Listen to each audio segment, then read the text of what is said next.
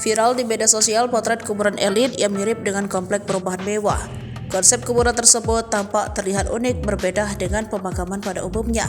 Adapun kuburan tersebut berlokasi di Sulawesi Selatan, tepatnya daerah Luwu Palopo.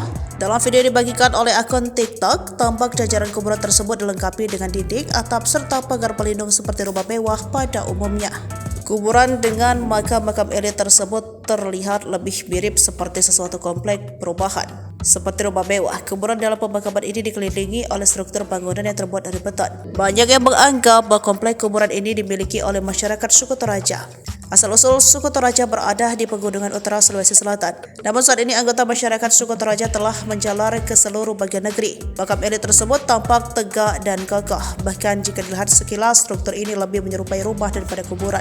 Selain itu ada pohon bunga yang menambahkan sentuhan dekoratif di depannya. Namun ketika diperhatikan lebih lanjut, terungkap perbedaan kuburan itu dengan rumah umumnya. Bangunan ini tidak memiliki pintu, hanya terdapat sebuah bukaan kotak yang berfungsi untuk memasukkan peti mati. Selain bangunan makam yang memiliki bangunan besar dan kokoh mirip dengan kompleks perumahan, area kuburan ini juga dilengkapi dengan akses jalan yang luas. Faktanya, lebar akses jalan di sini melebihi akses jalan pada umumnya di perumahan. Tidak hanya bangunan satu lantai, beberapa kuburan juga memiliki dua lantai seperti rumah tingkat.